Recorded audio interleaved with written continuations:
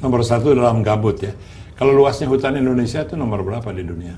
Nah, ini pertanyaan Bagus. susah. Oh. Tergantung siapa yang jawab. Ya.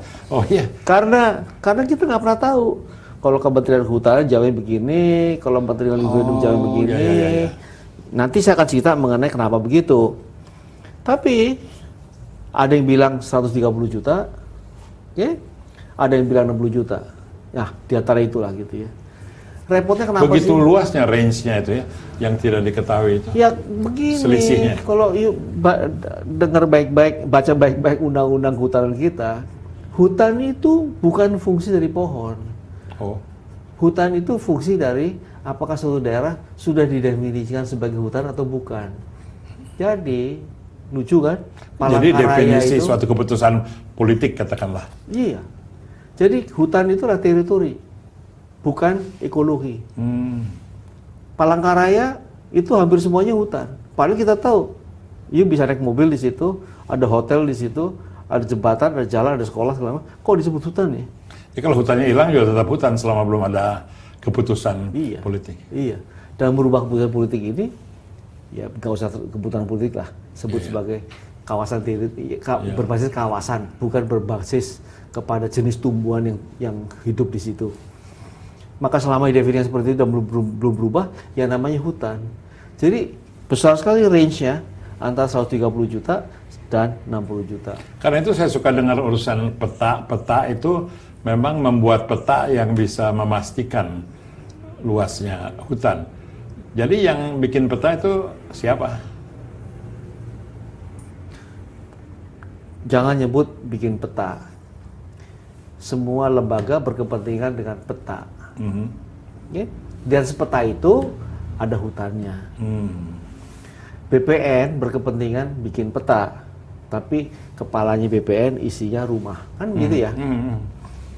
Pertanian bikin peta, Kementerian Pertanian bikin peta, tapi isinya kepala orang-orang Kementerian Pertanian kan sawah, kebun, seperti itu kan. Nah, lembaga lain juga punya kepentingan. Satu-satunya kementerian yang bikin peta untuk hutan adalah Kementerian Perhutanan. Tapi kalau kita lihat petanya pertanian, jumlah hutannya lain, Kementerian Kehutanan jumlah hutannya lain, Kementerian BPN jumlah hutannya lain, dan lebih bingungin lagi, sebelum 2 tahun yang lalu, Kementerian Kehutanan pun petanya lebih dari 1 dan jumlah hutannya lain-lain. Tergantung kepada siapa yang menggunakan. Dan perbedaan itu dipelihara ya, tidak dipertemukan. Karena itu adalah soal konsesi, izin, dan lain-lainnya. Yang saya mungkin perlu penjelasan, mengapa ini tidak diserahkan pada Kementerian Kehutanan saja gitu. Mengapa pada satu satgas atau pada unit kerja Anda yang UKP 4? Sebetulnya ini yang disebut dengan perbedaan pandangan antar kementerian. Karena setiap kementerian mempunyai kepentingannya masing-masing. Saya bilang tadi, BPN punya kepentingan untuk soal rumah. Pertanian mempunyai kepentingan soal sawah. Saya ambil contoh sawah, belum kebun-kebun yang lainnya. Perkebunan. Kementerian Kehutanan berkepentingan dengan hutan. Kementerian Pertambangan berkepentingan dengan tambang. Kalau kepentingan lain-lain ini disatukan, tapi bagaimana menyatukan kepentingan ini? Oleh karena itulah kita menangani itu. Dianggap kita bisa netral dibandingkan sama kementerian lainnya. Apa itu termasuk tugas Anda atau tugas pokok untuk menyatukan peta itu atau menemukan peta yang bisa dipakai oleh semua pihak? Itu adalah perintah Presiden. Sekitar 2 tahun lalu, mungkin 3 lah.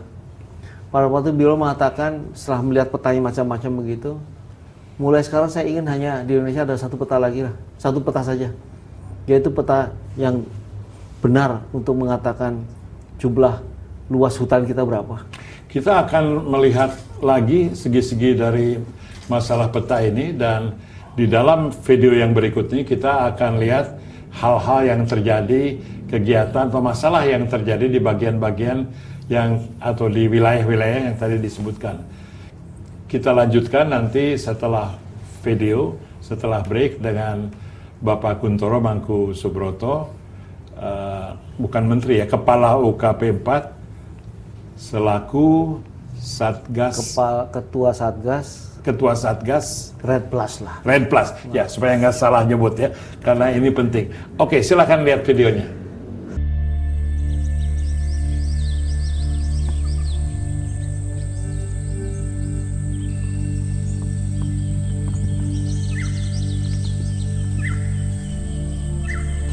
Kita dilahirkan, dibesarkan, dapat makan, dapat jaminan, segala macam. Itu dari hutan yang itu. Jadi kita makan, minum hampir setiap hari, setiap saat. Di tanah, di atas tanah, di hutan yang ini. Perusahaan datang ke sini, mengatakan kepada penatua-penatua di desa ini, kehidupan kalian akan lebih baik dan perekonomian baik, kesejahteraan akan semakin meningkat. Kami sebagai BHL, kami hanya mendapatkan upah 45.000 kotor per hari.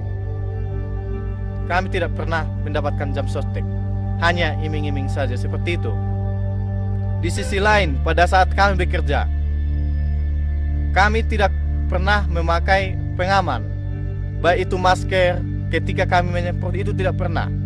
Memang kalau untuk kesejahteraan buruh di HTI ini tidak pernah kami sejahtera. Masyarakat adat kami, kenapa kami bisa menjadi buruh di tanah kami sendiri, itu akibat perusahaan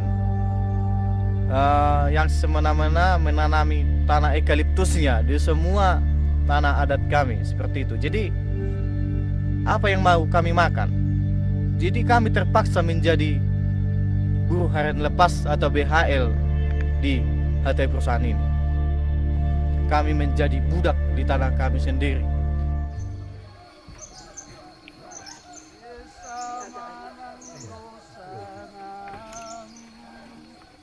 Apa ini bekasnya ini harus dibersihkan supaya datang kulit baru.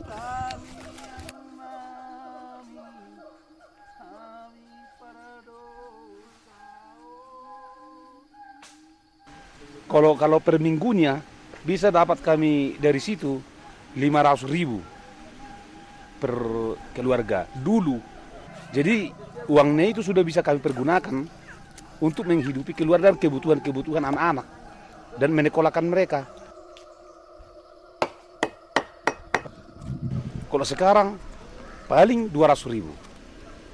Sesudah masuk itu perusahaan di dalam kebun kemenyan itu, jadi merusak bumi, merusak alam, sehingga getahnya itu sudah berkurang. Sai togu, sai iring-iring, sudah